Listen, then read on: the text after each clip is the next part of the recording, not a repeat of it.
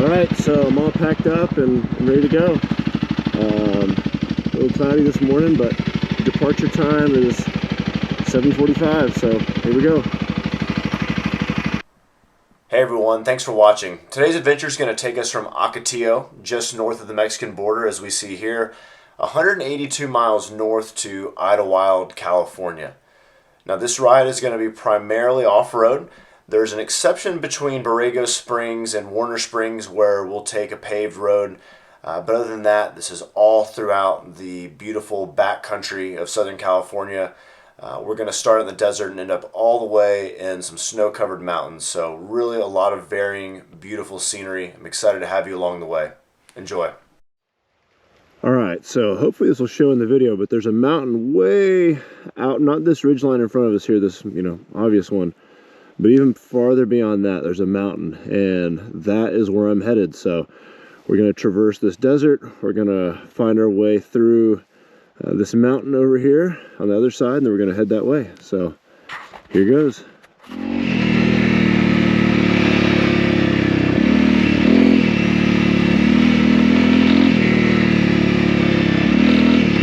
right, so we're at Canyon Sin Nombre. Here we go. Should be a good time.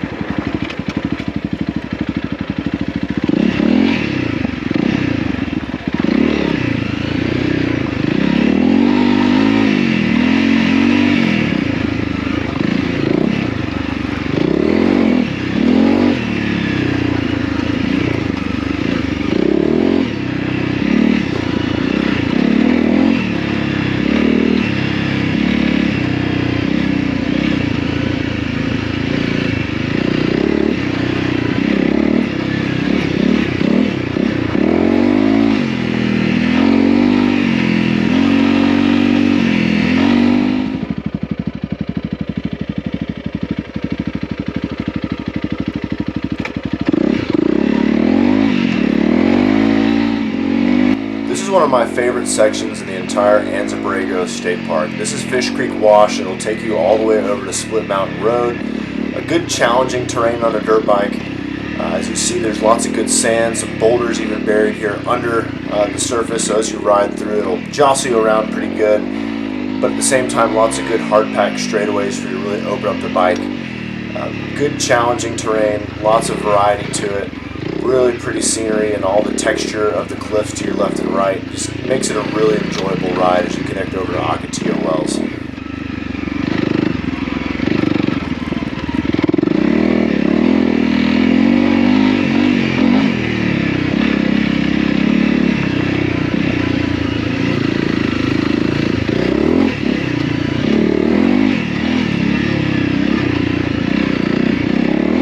Another thing I really like about this washout here is the fact that you have all these different routes you can take through the same path. So you can sort of choose your own degree of difficulty. You can stay on this main center road like I am right now, but there's also these side adventures, as I call them, to the left and right. Just gives it a really good, fun, exciting way to get through this. A lot of good hills and terrain. So for instance, right now I can take this hill over to the right, and it's going to connect me right back onto the main road. Just a good, challenging way to get through this section of the park. Oh yeah.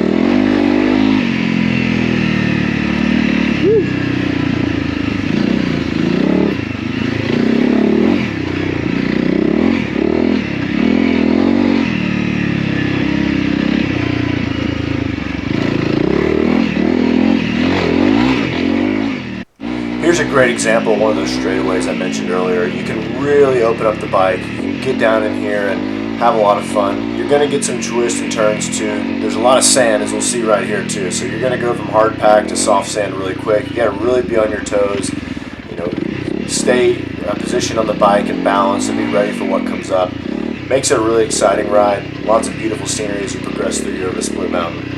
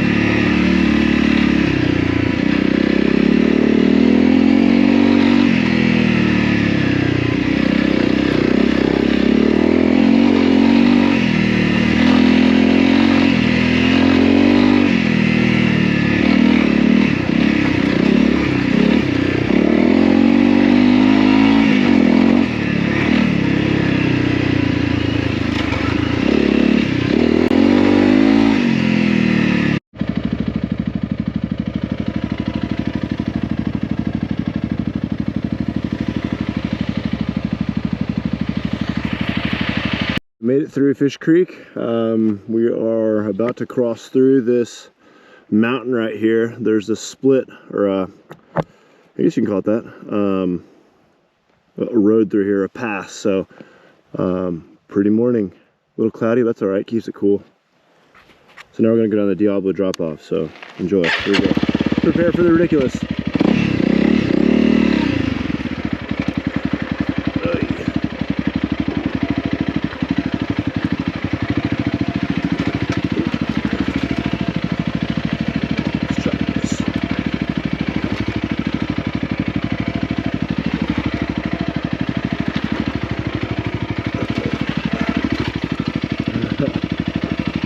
Pretty sandy.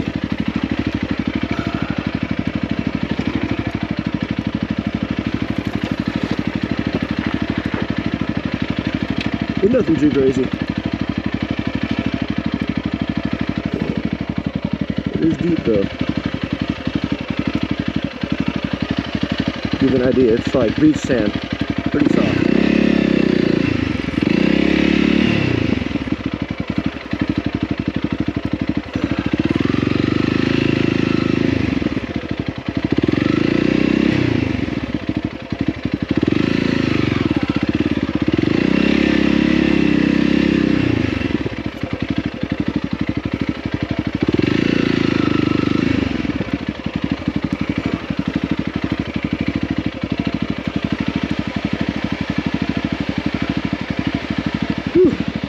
I don't know how that would go getting up it. I'm not sure, never tried it. Not in the mood right now, that's for sure.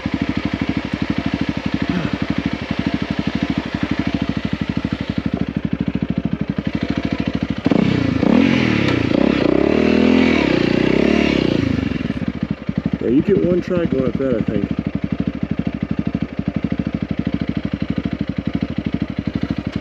If you lose traction on that, you're stuck.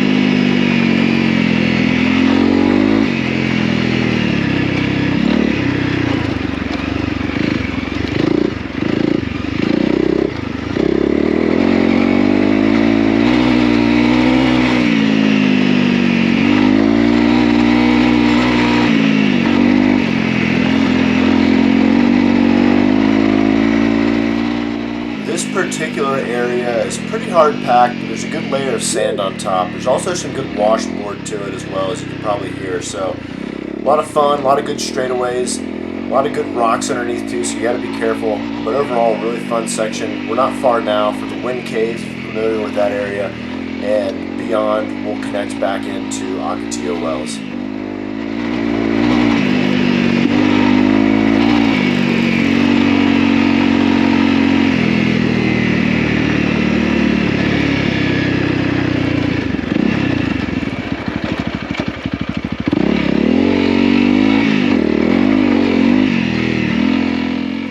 I've always thought was particularly cool about this section of the trail was all the different paths you can take along the same route here.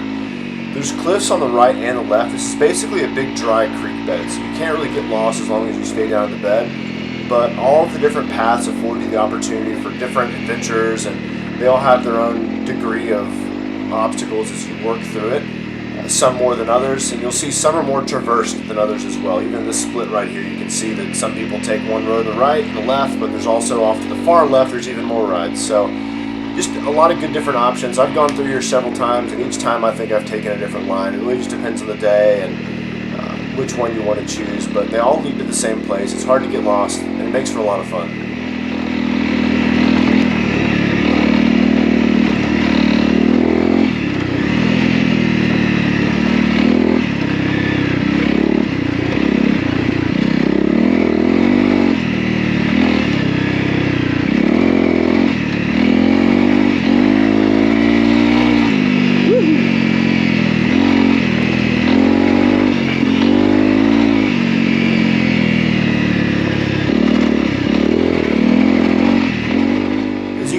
This terrain is really one of those where you could be humming along, moving 40-50 miles an hour, and there may be a rock buried under the surface of the sand just a couple inches.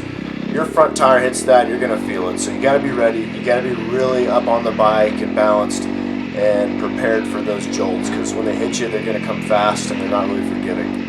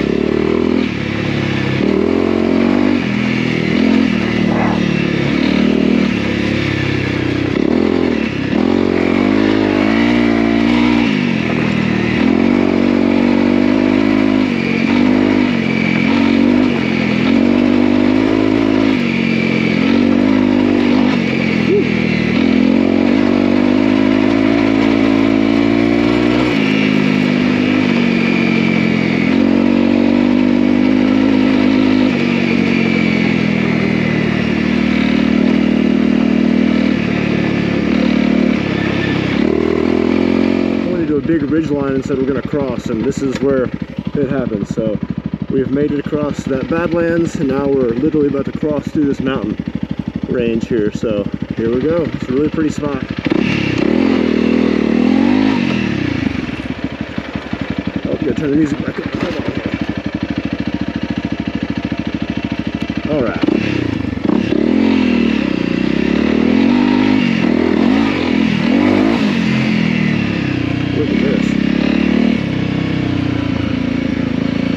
Pretty cool. They installed a new fire pit. That's not there before. That's nice.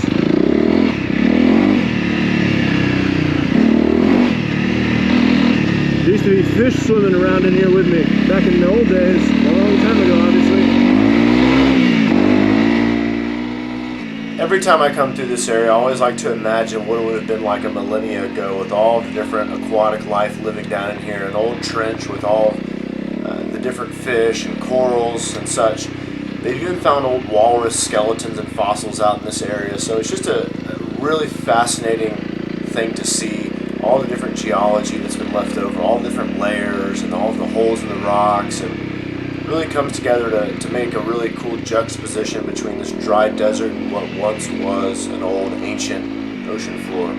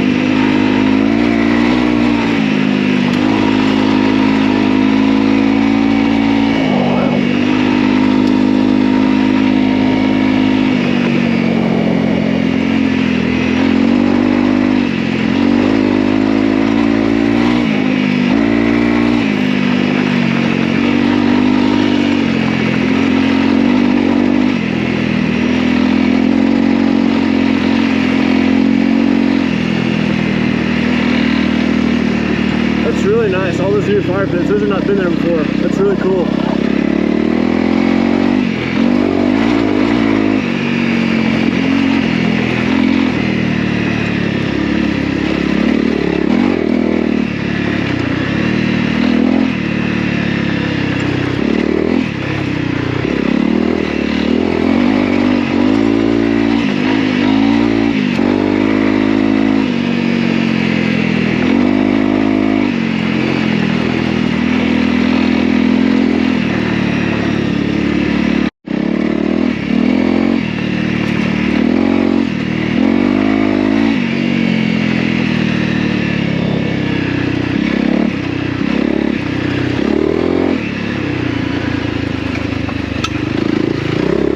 Oh man,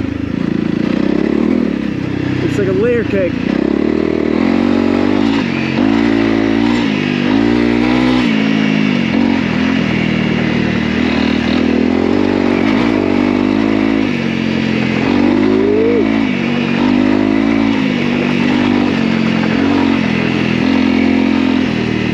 Ooh, sandy.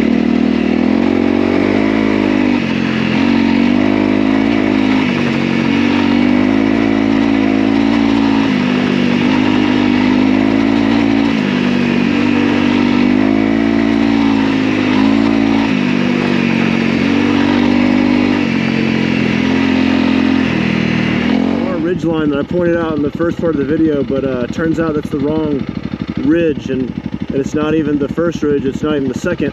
I'm gonna go across this one, and I think there's a whole nother ridge line back there. That's where I'm actually headed, but basically I'm going to San Jacinto, one of the tallest points in Southern California, so I'm excited.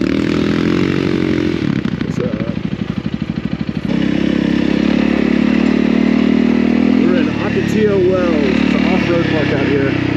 And you can ride your ATVs and quads and all your toys. It's a really cool place. I've got a video out here with Roy and I riding. Really nice spot. If you're into sand, it's your spot. Alright, our next mountain to cross is this one right here. So let's see how we do. This washout is awesome. It's really hard packed. But there's some sand in here too, so you gotta watch out.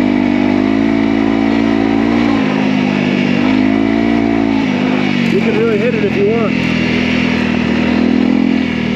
I'm not entirely sure where I'm headed here. I think I need to take a right. Yeah, I see a sign over there.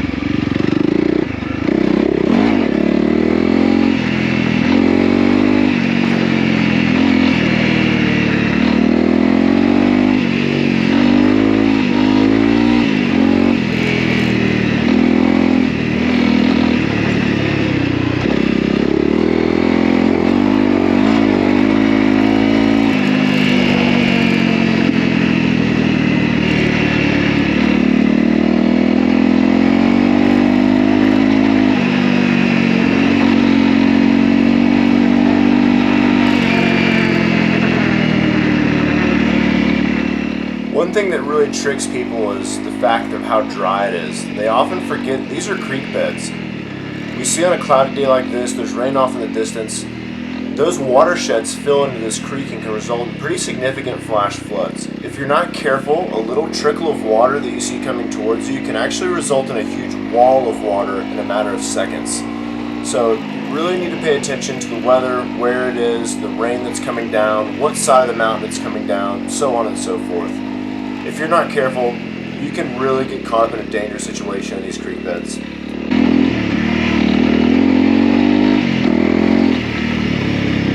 It's like the surface of Mars out here.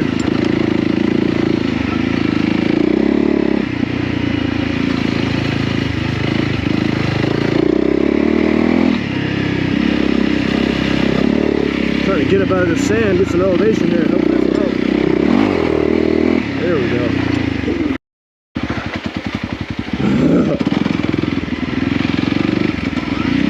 Man, look at that. That's cool.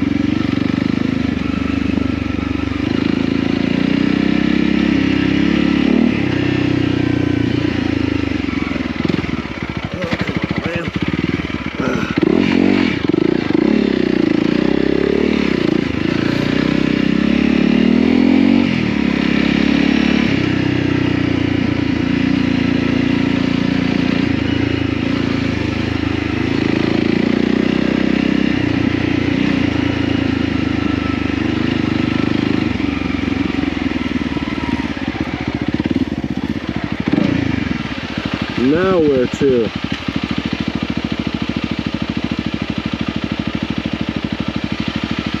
Looks like I need to take a left.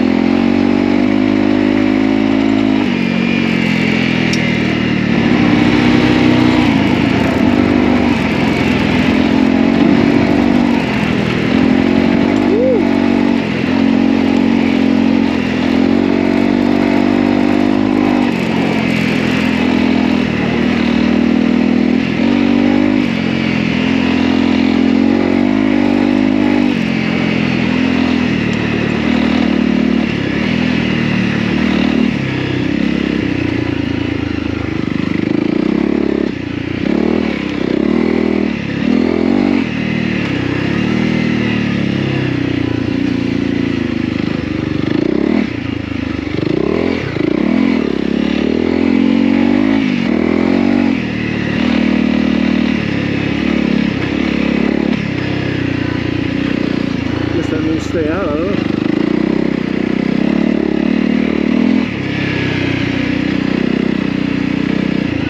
Where can I go? Another thing I haven't really mentioned yet is how I track my rides. Usually I map all of this out well in advance. I need to just follow the arrow on my phone. I use a GPS app called Gaia. It's G-A-I-A. I think it costs about $20 a year, but it's fantastic. It's worth every penny. I'm a really thrifty fellow when it comes to paying for subscriptions and things like that. I really don't like to, but this is one that I highly recommend if you're a long distance enduro rider. You can map out your rides, you can look up different routes, you can create your own routes as I've done here, and it just helps keep you on track. In this case, I'm actually off route. I'm turning around as we see in this frame, and I'm heading back, and before a moment ago I realized such. But anyway, this really keeps you safe, keeps you knowing where you're at, and makes the ride a lot more enjoyable. It takes the guesswork out of it, especially in these sort of Badlands where everything tends to look the same.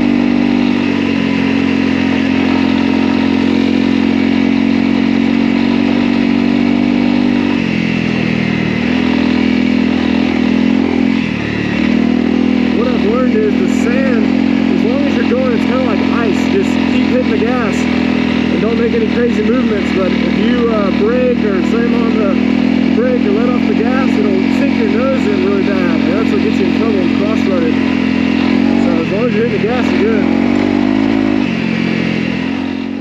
On the topic of safety, I also carry a transponder to alert emergency services in the unfortunate event that I go down and require assistance. I also share all of my routes with my friends and family ahead of time, and I think really the biggest thing here is, as you've noticed, as I'm working through these trails, there's a lot of different offshoots and side routes that I could take, and I can deviate at any time as the trail progresses, but I don't. I'm by myself. I need to make sure I stay on the track and stay safe. If I were to take these spontaneous side routes, it could really result in a lot of risk where I'd fall in a place that's not expected for those friends and family who have my route. So something to keep in mind.